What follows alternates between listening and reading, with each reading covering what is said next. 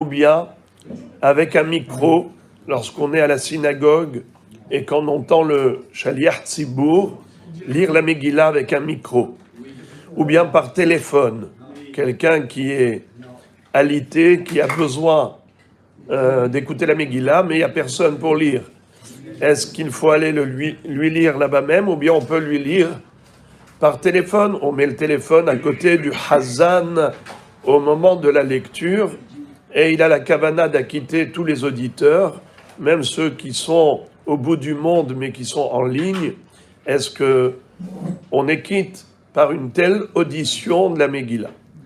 La réponse, je vous lis ce que dit le Rav Ovadia Yosef Zatzal dans Chazon Ovadia, page 56. Hashomeya, celui qui écoute, Mikra Megillah derech à téléphone ou à radio, celui qui écoute par téléphone ou à la radio, Eno yotse yedeh chovato, il n'est pas quitte, Afilu kshechomeya al yedeh shidur hay, même lorsque ce n'est pas juste une répétition d'un enregistrement, même si c'est en direct, malgré tout, il n'est pas quitte. Ve'ashomea brachot ha-megillah baradio ve'eno shidur hay eno one amen. Est-ce qu'on répond amen? Alors ça dépend. Au niveau de la radio, si c'est en direct, oui, on peut répondre amen. Au brachot, quand on entend de la Megillah, bien qu'on n'ait pas quitte de la lecture, mais est-ce qu'on peut répondre amen? Si c'est en direct, oui. Si c'est un enregistrement, non. Maintenant, concernant le micro, là encore, je vous lis. Kshe'ulam bet hakneset rahav me'od, ubo kahal gadol, lishmoa Megillah. Lorsque la synagogue est grande et qu'il y a un grand monde qui est venu pour écouter, umashmi'i mikra Megillah l'idé ramkol, et on fait écouter la Megillah à tout le monde par le biais du ramkol, c'est-à-dire du micro. Alors voici la halacha. Hayoshvim samur la shaliach tzibur beofen shegam minatel haramkol yochlu lishmoa me'ashaliach tzibur ve'en haramkol ela mesayya leagbarat kol hashaliach tzibur yotzim yedei chovatam. Aval hayoshvim rachok מהשליח ציבור, שבלעדי הרמקול לא היו יכולים לשמוע את הקריאה מהשליח ציבור, לא יצאו ידי חובתם. Alors ça dépend. Ceux qui à la synagogue sont proches du Hazan, ils auraient pu l'entendre même sans le soutien du micro. Alors ils sont quittes, car ils ont entendu parallèlement la voix du Hazan. Mais ceux qui sont assis tellement loin, et le Shaliach Tzibour lit à voix basse. À voix basse, c'est-à-dire que sa voix naturelle ne peut pas parvenir aux oreilles de ceux qui sont assis au lointain. Ce n'est que le micro qui leur permet d'entendre. Dans ce cas-là, ils ne sont pas quittes. Alors, quelle est l'idée qui se cache derrière cette notion?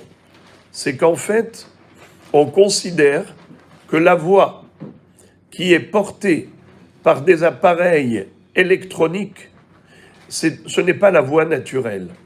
C'est une voix qui a été exploitée, mais qui a été transformée par des ondes magnétiques. Et ces ondes magnétiques, maintenant, se sont servies de la voix. Et maintenant, en fait, c'est une autre voix qu'ils envoient. Ce n'est pas directement la voix d'un homme, c'est la voix de la machine. La machine a pris la voix d'un homme, elle s'est appropriée la voix de l'homme, et maintenant, elle renvoie une voix de la machine. On n'est pas quitte quand on écoute une Megillah d'une machine. Il faut écouter la Megillah d'un homme. Mais, d'autre part, il y a l'opinion du Rav Moshe Feinstein Zatzal, qui était un grand possèque aux États-Unis, qui lui est plus indulgent, plus tolérant par rapport au micro. On ne parle pas de la radio, on ne parle pas du téléphone, il parle du micro.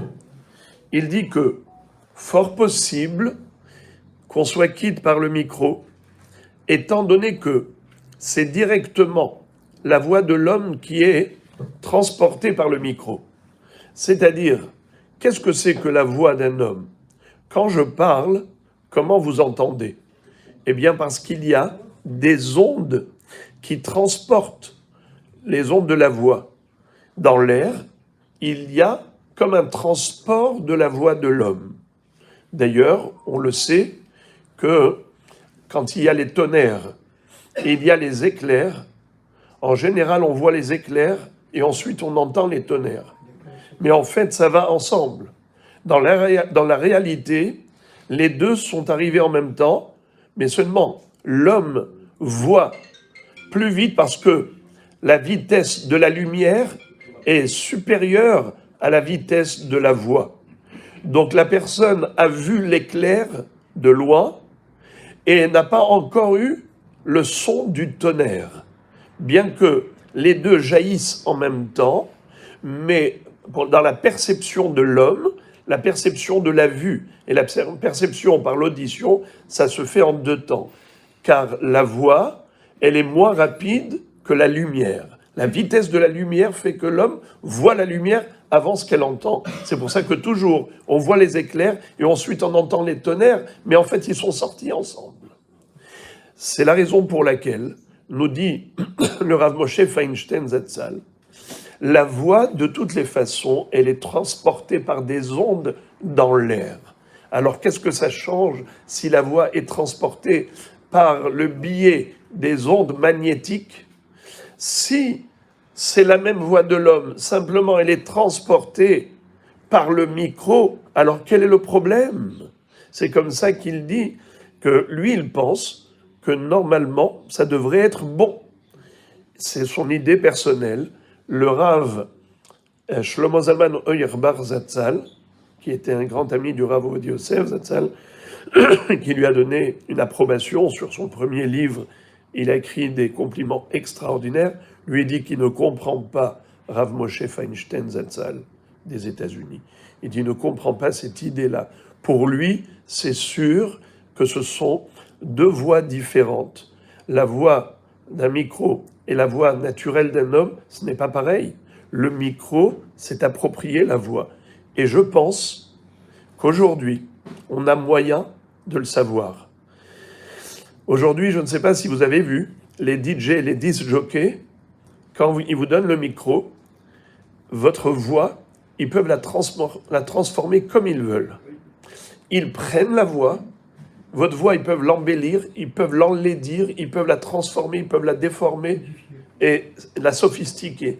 Ça veut dire qu'en fait, c'est comme l'impression qu'on a, c'est comme dit Rav Shlomo Zalman Auerbach, c'est que cette voix, comme si elle a été enregistrée, comme si elle a été appropriée par la machine, et maintenant c'est une voix de machine, ce n'est plus une voix humaine. Donc, après tout le débat, nous avons donc le Psak Halacha du Rav Ovadia Yosef. Radio, téléphone is not good.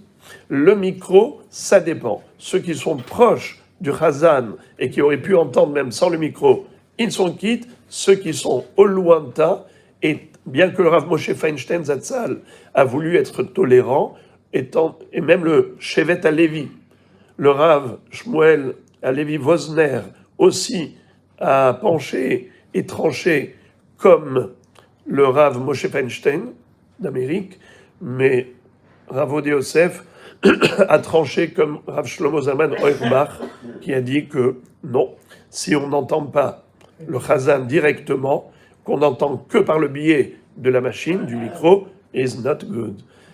Purim Sameach.